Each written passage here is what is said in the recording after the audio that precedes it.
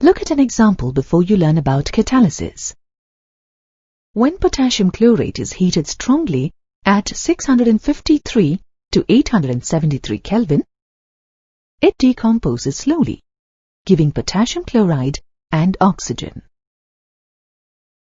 The same reaction takes place at an accelerated rate and at a lower temperature of 473 to 633 Kelvin when manganese dioxide is added to the reactants. You will observe that manganese dioxide is not consumed in the reaction. That is, at the end of the reaction, manganese dioxide has the same mass and composition as at the initial stage. Here, manganese dioxide has facilitated the reaction without itself being consumed. The presence or addition of a foreign substance alters the rate of many chemical reactions. In 1935, Berzelius recognized these foreign substances as a new chemical force and called them catalysts.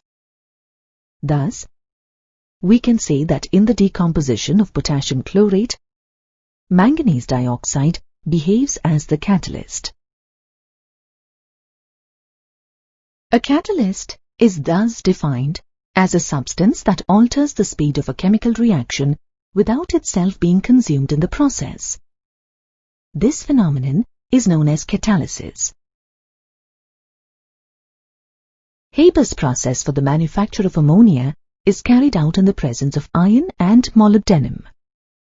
Iron behaves as the catalyst in this reaction, while molybdenum enhances the activity of the iron catalyst. The substance that enhances the activity of a catalyst is called a catalytic promoter. In Haber's process, molybdenum acts as the catalytic promoter. The promoter increases the roughness of the catalytic surface, thereby increasing the free valencies or active sites. Promoters also aid the dispersion of the catalytic material.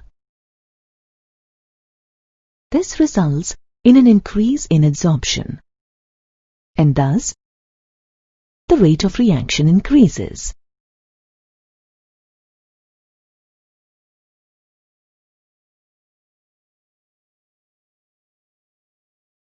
There are certain substances that lower the activity of the catalyst. They are called catalytic poisons. Quinoline, sulfur, and arsenic are commonly used for poisoning the catalyst. For example, Lindlar's catalyst is poisoned with quinoline or lead acetate for carrying out the hydrogenation of an alkyne to an alkene. Otherwise, the reduction will go on to the alkane stage. Catalysis can be broadly divided into two types: homogeneous catalysis and heterogeneous catalysis. Let us first learn about homogeneous catalysis. Consider the oxidation of sulfur dioxide to sulfur trioxide in the presence of nitric oxide as the catalyst. As can be seen, the catalyst, nitric oxide, and the reactants, sulfur dioxide and oxygen, are all in the gaseous phase. A reaction where the catalyst and the reactants are in the same phase is called homogeneous catalysis. Homogeneous catalysts function in the same phase as that of the reactants. Consider the hydrolysis of sucrose solution in the presence of dilute sulfuric acid. The catalyst, dilute sulfuric acid, is in the same phase as that of the reactant sucrose, that is, in the solution phase. Therefore, this reaction is also an example of homogeneous catalysis. Let us now discuss heterogeneous catalysis. consider the manufacture of ammonia by Haber's process. Both the reactants, nitrogen and hydrogen, are in the gaseous phase, and the catalyst, iron, is in the solid phase. A reaction where the catalyst involved in the reaction is in a different phase than that of the reactants is known as heterogeneous catalysis. And iron is an heterogeneous catalyst in Haber's process. Heterogeneous catalysts act in a different phase than that of the reactants. Most heterogeneous catalysts are solids that act on substrates in a liquid or gaseous reaction mixture. Let us consider another example, that of the hydrogenation of vegetable oils in the presence of finely divided nickel as the catalyst. In this reaction, the catalyst, nickel, is in the solid phase, and the reactant, vegetable oil, is in the liquid phase, while hydrogen is in the gaseous phase. Thus, nickel is a heterogeneous catalyst, and this is an example of heterogeneous catalysis.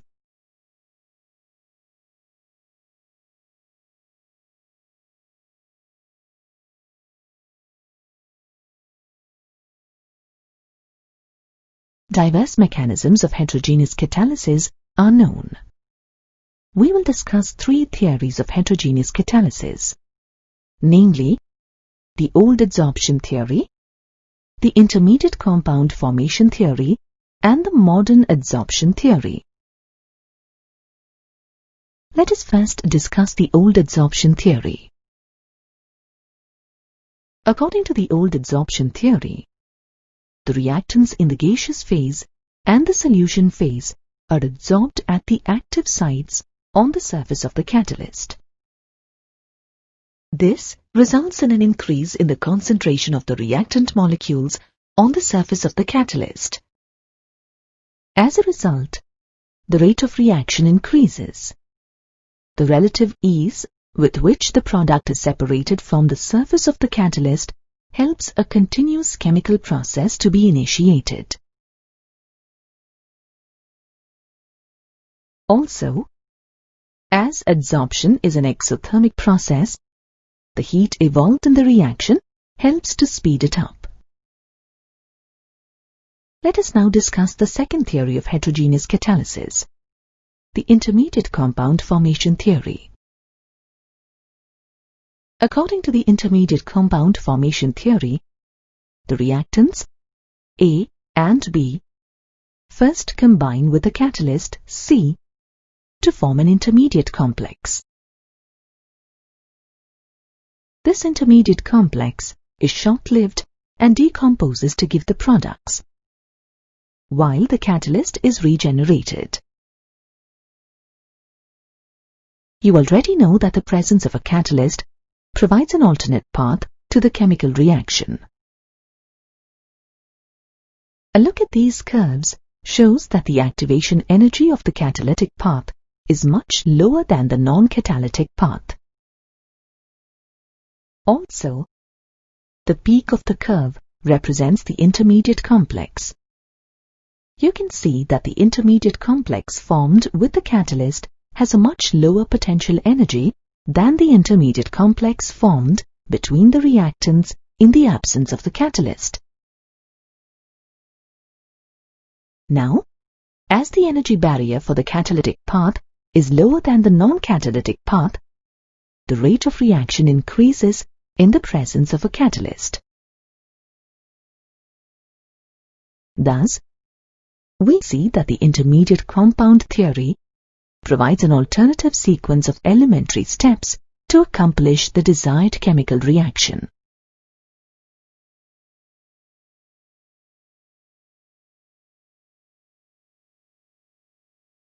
Let us now move on to the modern adsorption theory of heterogeneous catalysis. The modern adsorption theory is a combination of the old adsorption theory and the intermediate compound formation theory. This theory explains most examples of heterogeneous catalysis. According to the modern adsorption theory, free valencies are present on the surface of the solid catalyst. The catalysis process involves 5 steps. The first step involves diffusion of the reactant molecules towards the surface of the catalyst.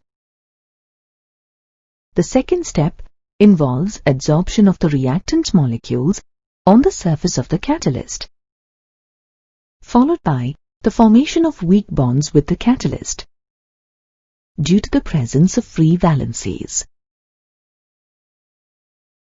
The third step involves a chemical reaction between the reactants and the catalyst, forming a complex that is essentially the product attached to the catalyst. The fourth step involves desorption of the product molecules from the surface of the catalyst as it lacks affinity for the catalyst surface, making the surface free and ready to interact with another reactant molecule.